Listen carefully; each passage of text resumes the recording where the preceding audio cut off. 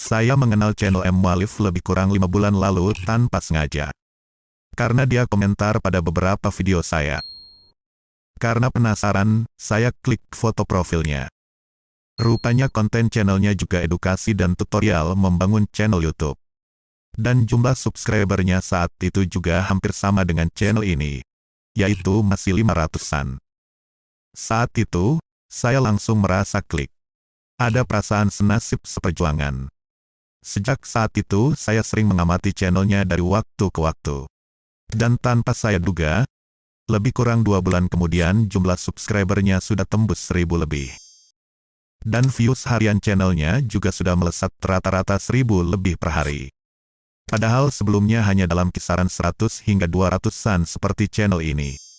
Bahkan channelnya juga sudah lolos monetisasi. Karena penasaran maka saya tonton beberapa videonya yang mengulas tentang cara mendapatkan subscriber dan views dengan mudah dan juga cepat. Dalam video itu dia menuturkan semua itu berdasarkan apa yang dia lakukan. Intinya, triknya adalah dengan berkunjung ke banyak channel lain setiap usai mengupload video, terutama ke channel-channel pemula. Lalu juga menulis komentar dan sekaligus subscribe pada channel-channel tersebut sebagai jejak kunjungan. Ya, ini dengan cara saling berkunjung ke sesama pemula. Saya sering berkomentar karena di situ berkumpul biasanya para YouTuber pemula yang sama-sama menginginkan subscribernya bertambah. Maka sesudahnya nyaris semua kreator channel tersebut juga berkunjung balik ke video terbarunya dan sekaligus subscribe ke channelnya. Itu yang disebut dengan istilah subvosub. Saling melakukan interaksi palsu dengan sesama YouTuber. Berkunjung dan membuka video bukan untuk menonton video, tapi untuk arisan views dan subscribe. Selain itu, dia juga seorang oplos mania. Di halaman beranda channelnya, dia memajang link channel dari ketiga nabi oplos idolanya, yaitu Insan Tutor, Blians Tutorial, dan Esa Santuy.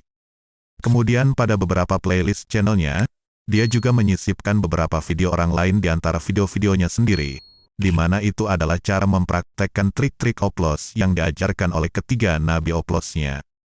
Dan pada beberapa videonya, Mualif ini juga menuturkan puja-puji dan kesaksiannya akan kebolehan trik oplos tersebut dalam melejitkan views dan subscriber channel dengan cepat.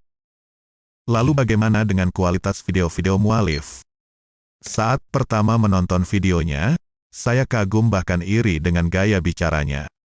Warna suaranya enak didengar, artikulasinya jelas, bicaranya tenang dan juga rapi. Tapi dari sisi penyajian materinya, sangat bertele-tele. Hal-hal remeh yang bisa disampaikan 1 menit, digelembungkan sampai 5 hingga 10 menit.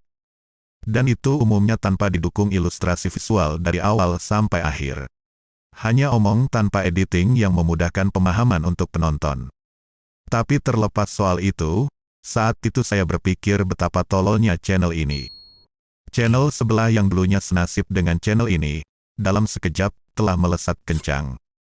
Bahkan juga sudah monet dan tinggal memetik dolar AdSense.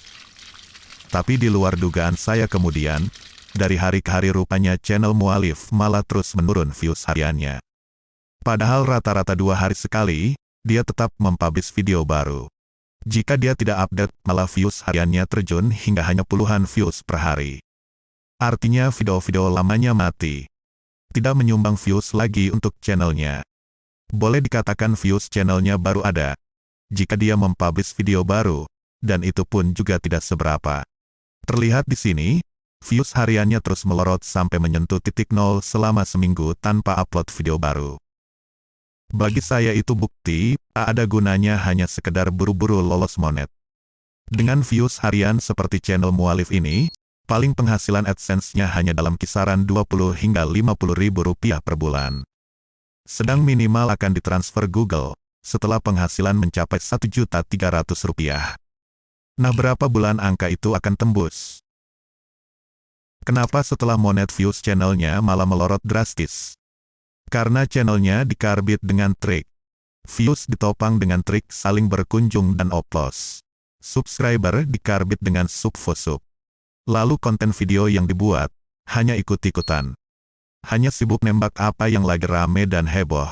di mana itu hanya bersifat temporal dan juga sudah bertebaran di mana-mana. Artinya video yang dibuat bukan konten-konten evergreen alias konten yang dibutuhkan banyak YouTuber sepanjang masa.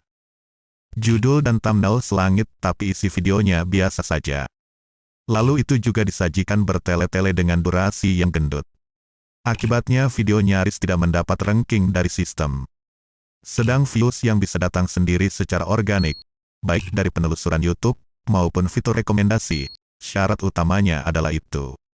Video-video kita memang disukai oleh penonton, yang terbukti terutama dari nilai retensi dan penonton yang kembali secara sukarela.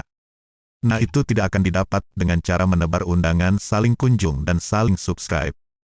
Hasil akhirnya justru, jika kita tidak menebar kunjungan ke sana kemari, nyaris tak ada yang mampir.